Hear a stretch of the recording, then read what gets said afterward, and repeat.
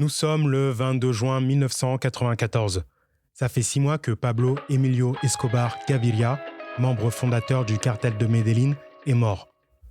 Et 2 mois que Richard Milhous Nixon, initiateur de la War on Drugs, l'a rejoint dans l'au-delà.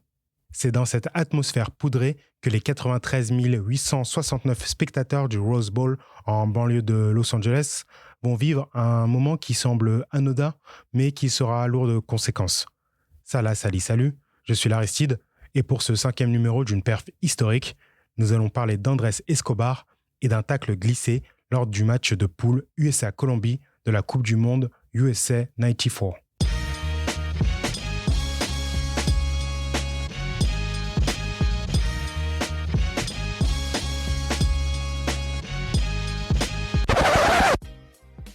Né le 13 mars 1967 à Medellín, Andrés Escobar Saldarriaga, dit Andrés Escobar, est un footballeur colombien de 27 ans au moment de notre histoire. Surnommé le Gentleman pour son comportement sûr et en dehors du terrain, il est défenseur central à l'Atlético Nacional, le club phare de sa ville natale, et titulaire indiscutable chez les Cafeteros, l'équipe nationale colombienne. Cette équipe a vraiment très belle allure en 1994. Elle a fini première de son groupe lors du tournoi qualificatif à la Coupe du Monde et a même terminé cette dernière par une victoire 5-0 à Buenos Aires sur le terrain de l'Argentine. D'ailleurs, pour la petite anecdote, Maradona déclara avant le match « Vous ne pouvez pas changer l'histoire ne devrait pas être changée, l'Argentine est en haut, la Colombie en bas. » Ça les a bien chauffés. C'est avec de grandes ambitions et un profil de solide outsider, voire même de favori selon Pelé, que les Colombiens se rendent au pays des Gringos pour la World Cup USA 94. Tout le monde est passionné de foot en Colombie. C'était aussi le cas d'un autre Escobar à Medellín, Pablo. Il aimait regarder les matchs, mais aussi jouer sur le terrain, selon les dires de son fils. Son argent, rappelons que sa fortune est montée jusqu'à 50 milliards de dollars selon plusieurs estimations, servait en partie à construire des stades. René Guita a par exemple déjà joué dans l'un des nombreux stades construits par le narcotrafiquant. Ce gardien de but, principalement connu pour le coup du scorpion, était lui aussi le natif de Medellín. Il a même été coéquipier d'Andrés Escobar pendant 4 saisons. Le gentleman, lui, mettait un point d'honneur à ne jamais être en connexion avec tout le milieu. Cela étant dit, il faut comprendre qu'une partie des joueurs de la sélection colombienne ont fait leur début sur ce genre de stade. Les narcotrafiquants étaient bien plus que des vendeurs de drogue. C'était en quelque sorte des organisateurs de société.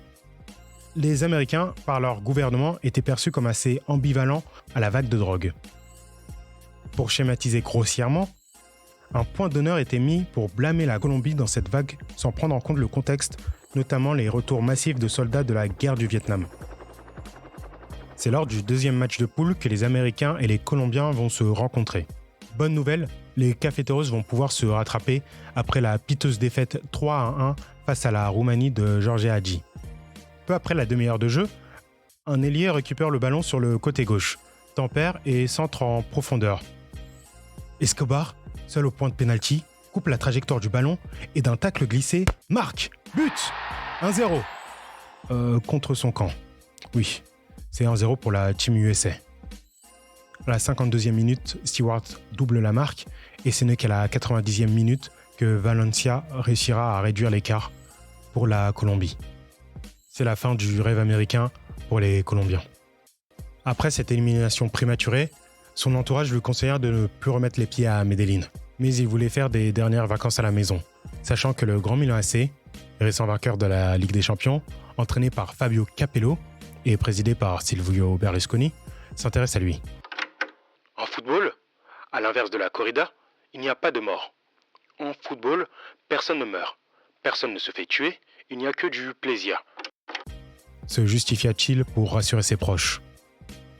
Le 12 juillet 1994, sur le parking d'une boîte de nuit nommée El Yindo, à Medellín, il sera tué de 12 balles dans le corps. Des témoins affirmeront que le tireur cria « goal » à chaque coup.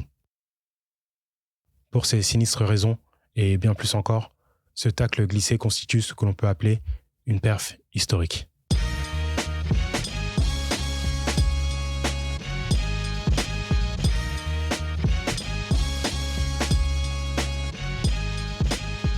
80 000 personnes se sont déplacées lors des funérailles d'Andrés. Et un monument en hommage au joueur a été érigé dans sa ville natale. Selon moi, cette tragédie a une explication largement moins simpliste que il a été tué parce qu'il a marqué contre son camp. C'est ce qui m'a donné envie de parler de ça. Je finirai cet épisode par une citation tirée du roman graphique From Hell, écrit par Alan Moore et dessiné par Eddie Campbell. Donnez un meurtrier, un motif et un moyen. Et vous aurez résolu le crime. En utilisant cette méthode, la solution de la Seconde Guerre mondiale est la suivante. Hitler, l'économie allemande, les chars. Ainsi, pour plus de commodité, nous réduisons les événements complexes. Pour plus d'informations sur le sujet, je laisse beaucoup de liens en description.